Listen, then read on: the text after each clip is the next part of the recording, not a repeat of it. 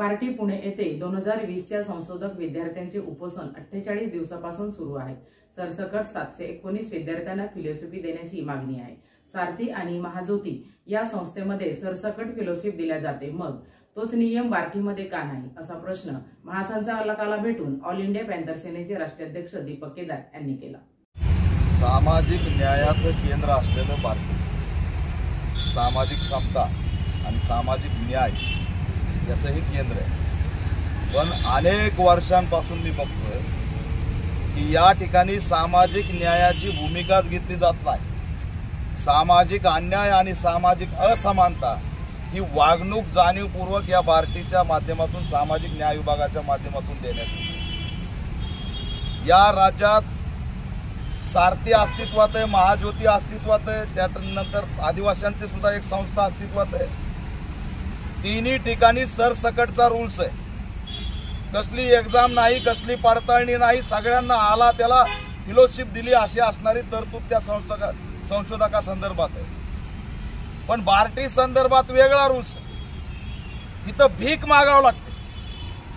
Doctor Babasaheb आंबेडकरांच्या लेकरांनी भीक मागावं असं असणारं या मनुवादी व्यवस्थेला वाटतं, आणि म्हणून या बार्टी समोर जर तुम्ही कायम बघितलं तर उपोषण सुरू असतं, हे दुर्दैव आहे। आजचा प्रश्न एवढा गंभीर आहे की 2022चे 719 विद्यार्थी हे फेलोशिप सरसकट द्या म्हणून या ठिकाणी मागणी करायला बसलेले। यात फक्त 200 जणांना देतो म्हणून सांगितलंय। आज 19 महिने झालं हे खिशातून शिक्षण घेतात, खिशातून संशोधक होत आहेत। 6 महिन्यात काही जण घरी गेलेत, निराश झालेत, अशी स्थिती आहे। आम्ही संशोधक होऊ नये, आम्ही पुढचं शिक्षण घेऊ नये, शैक्षणिक गुलामी यावी यासाठी या ठिकाणी हे धोरण राबवलं जातंय, आणि आमच्या बापाचा हक्काचा असलेला निधी आम्हाला भीक मागून घ्यावा लागतोय, हे असणारं या ठिकाणी दुर्दैव आहे। मी या बार्टीच्या महासंचालकांना भेटलोय, वारे त्यांचं नाव आहे। हे असणारे फक्त सीमित हास्य करतायत, याच्या पलीकडे त्यांच्याकडे काहीच नाही। वर बोला वर बोला वर बोला, याच्या पलीकडे उत्तर नाही। त्यांना असणारं या ठिकाणी पुतळा म्हणून बसवलंय का, हे असणारा प्रश्न मी या व्यवस्थेला विचारतोय।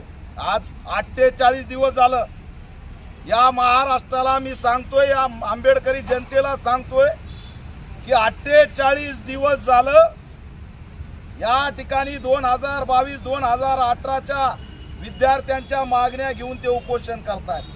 काही दिवस आमरण उपोषण केलं, पुन्हा साखळी उपोषण सुरू झालंय। 48 दिवस झाले तरी त्यांना न्याय मिळत नाही।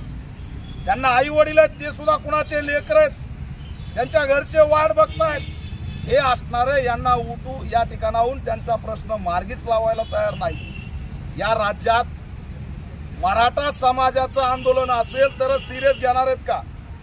या राज्यात ओबीसींचं आंदोलन असेल तरच सिरियस घेणार आहेत का? या राज्यात अनुसूचित जातींच्या बौद्धांचं आंदोलन सिरियस का घेतलं जात नाही? बाकी उपोषण ठिकाणी मुख्यमंत्री जाऊन बसतात, जमिनीवर बसतात, खुर्ची सुद्धा घेत नाहीत, पण आमच्यासाठी फोनवर बोलायला सुद्धा तयार नाहीत। 10 कॉल लावले त्या सुमित भांगेला। सुमित भांगे हा सामाजिक न्याय विभागाला लागलेला कलंक आहे, मनुवादी असा माझा आरोप आहे। याच्या नेतृत्वात आमच्या अनुसूचित जातीच्या विद्यार्थ्यांवर अन्याय सुरू आहे। भीक मागायला लावायचं काम हा सुमित भांगे सचिव करताना आम्हाला दिसतोय। 10 फोन लावले तरी फोन उचलत नाही। यांची सरसकट या ठिकाणी फेलोशिप दिली पाहिजे, ही आमची भूमिका आहे। आज मी ज्यावेळेस या महासंचालकाला भेटलो त्यावेळेस असणारं पत्र दाखवायला लागलेत, पाठपुरावा दाखवायला लागलेत। या विद्यार्थ्यांनी किती दिवस बसायचं याचं मात्र त्यांना उत्तर देता येत नाही, प्रश्न मार्गी लावू शकत नाहीत। हे दुर्दैव आहे आणि निषेधार्ह आहे। या सामाजिक न्याय विभागाला मंत्रीच नाही, मुख्यमंत्र्याकडे हे मंत्रीपद आहे, ते कधी वेळ देणार आहेत? राज्य सांभाळायचंय, पात्रता जाती का काय आमदार किती सांभाळायचंय, दसरा मेळावा घ्यायचाय, राजकारण करायचंय, हे सामाजिक न्याय कधी देणार आहेत? त्याच्यामुळे या विभागाला स्वतंत्र सामाजिक न्याय मंत्री असला पाहिजे, ही सुद्धा आमची या ठिकाणी मागणी आहे। महाज्योतीला सरसकट देता, आम्ही पुरावे दाखवलेत, पैसे ट्रान्सफर झाले विद्यार्थ्यांच्या खात्यावर। 800-700 विद्यार्थ्यांनी सरसकट देऊन टाकलं, आणि आम्हाला 200चा टिकली लावली जाते आणि त्या 200 मध्ये पण सांगितलं जातं की तुमचा परीक्षा नीट घ्यावी लागेल, तुम्ही पात्र आहेत का, तुम्ही मेरिटमध्ये आहेत का, सगळे असणारे त्या ठिकाणी नियम लावायचे आणि आम्हाला शिक्षणापासून वंचित ठेवायचं या ठिकाणी धोरण आहे। आम्ही संशोधक झालो नाही पाहिजे हे यांचा टार्गेट आहे। मी आता यांना इशारा दिलाय की आमचा रोहित यमुल्ला करू नका, हे आमचा रोहित यमुल्ला करायला लागलेत। सामाजिक न्यायाच्या या केंद्रापासून आम्हाला निराश करून आम्हाला मारायला निघालेत। आमचा हे रोहित यमुल्ला करणार आहेत का? या बार्टीच्या पुढे एखाद्या झाडाला आम्ही फाशी घेऊन मारायचं का? हा विद्यार्थी गेल्या 48 दिवसापासून उपोषणाला बसलाय। घरचे रोज फोन करतायत, इथं आमच्या बहिणी बसल्यात, अंधार पडतो, इथं जनावर साप बिप येत आहेत, यांनी जगायचं कसं? हे मरण येईल त्यांना एक दिवस, तेव्हा महाराष्ट्र जागा होणार आहे का? रोहित यमुल्ला होण्याची वाट बघतायत का? हा इशारा यांना देतोय।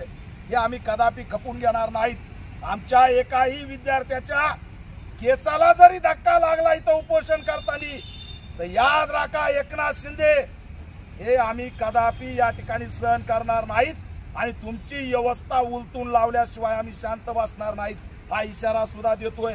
आमच्यावरती जातीवाद केला जातोय, मनुवाद केला जातोय आणि शिक्षणापासून वंचित ठेवण्याचा मनुस्मृती कायदा या ठिकाणी लावला जातोय, हा माझा थेट या ठिकाणी आरोप आहे।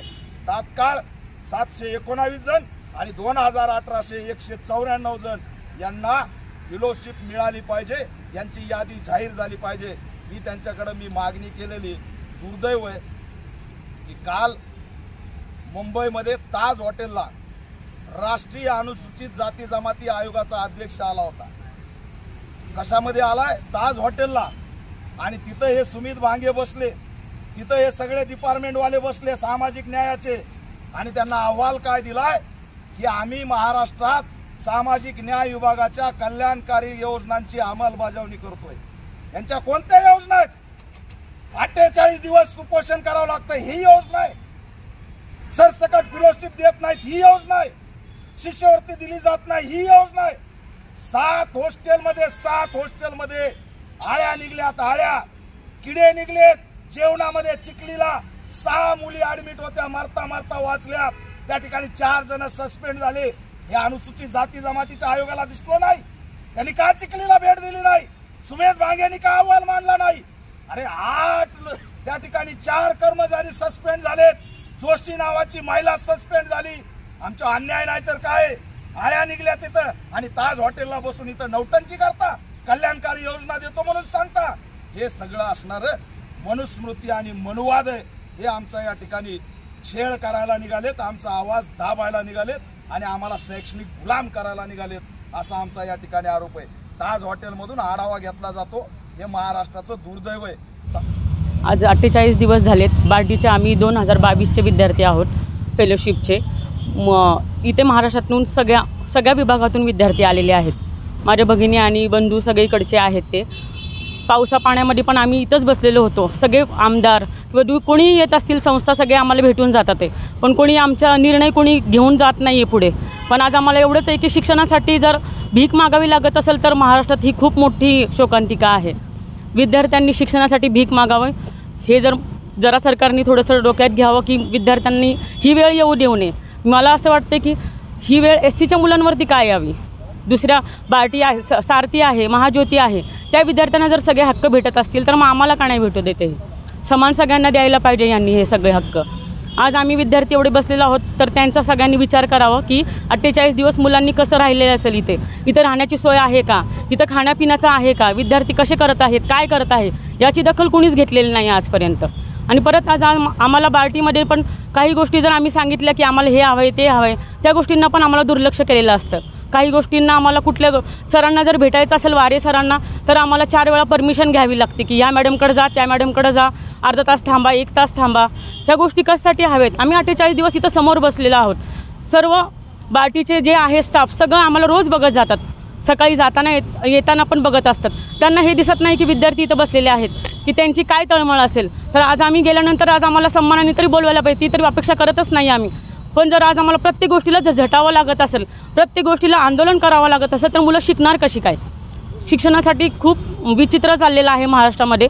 त्यासाठी सगळ्यांनी दखल घेतली पाहिजे आणि सगळ्या नेत्यांनी एक होऊन काहीतरी निर्णय घेतला पाहिजे. प्रत्येक गोष्टीला विद्यार्थ्यांनी आंदोलन का करावं लागते? आज 18-19 पासून आंदोलनं सुरू आहेत. प्रत्येक वर्षी जर आंदोलनं करायची तर मुलांनी शिकायचं कसं काय? आज आम्ही 48 दिवस का बसलो आहे की आमच्या भविष्यामधले जे मुलं येणार आहेत, युवा पिढी, त्यांना ही वेळ येऊ नये म्हणून आज आम्ही 48 दिवस बसलो इथं. किती दिवस बसावं लागणार आहे आज आम्हाला इथे? हा माझा प्रश्न आहे सर्व विद्यार्थ्यांकडून. जय भीम. हो, दादांनी जे सांगितलं ते अगदी बरोबर आहे. कारण माझं घर जे आहे सर, ते 14 जून 2023ला शॉर्ट सर्किट होऊन जळालेलं आहे आणि अक्षरशः माझे वडील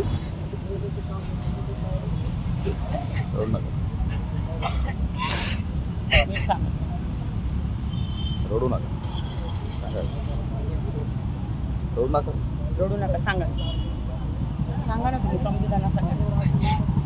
माझे वडील 2018ला हृदयविकाराच्या आजाराने दुःख निधन झालेलं आहे आणि माझी आई मोलमजुरी करून मला शिक्षण देते आणि मी फेलोशिपच्या जीवावरती शिक्षण घेत आहे. 2018पासून मी बार्टीला पाठपुरावा करत आहे. त्यांनी मला 194 विद्यार्थ्यांना मेल केला की तुम्हाला फेलोशिप कंटिन्यू झालेली आहे. त्या धर्तीवरती मी PhDचं रजिस्ट्रेशन करून शिक्षण घेत आहे आणि त्याच्यानंतर त्यांनी आम्हाला कागदपत्रे मागून घेतली आणि सांगितले की तुमचा प्रश्न शासन स्तरावरती आहे. जेव्हा मी वारंवार बार्टी ऑफिसला किंवा मंत्रालयामध्ये जेव्हा भेट घेते त्यावेळेस त्यांचं मला एकच उत्तर असते की तुमचा प्रश्न शासन स्तरावरती आहे. केवळ आम्ही विद्यार्थी 194 विद्यार्थी जे आहेत ते फेलोशिपच्या भरोशावरती शिक्षण घेत आहोत आणि त्यांचं 1-2 मिनिटाला आम्हाला उत्तर वेगळं होतं. आज सकाळी जेव्हा आम्ही गेलो त्यावेळेस त्यांनी सांगितले की तुमचा प्रश्न आम्ही मार्गी लावू आणि आत्ता सांगतात की तुमचा कोर्स हा इंटिग्रेटेड नाही, त्याच्यामुळे तुम्हाला देण्यात येणार नाही किंवा तिकडून असं पत्र आणा. म्हणजे आम्ही विद्यार्थ्यांनी वारंवार यांच्याकडे चक्रा करायच्या आणि आम्हाला शिक्षणापासून वंचित ठेवलं जातं. या गोष्टी सर्व सर आम्हाला जाचक आहेत आणि आम्ही केवळ नाही जर आम्हाला मिळालं तर आम्हाला आत्मदहनाशिवाय पर्याय नाही आहे.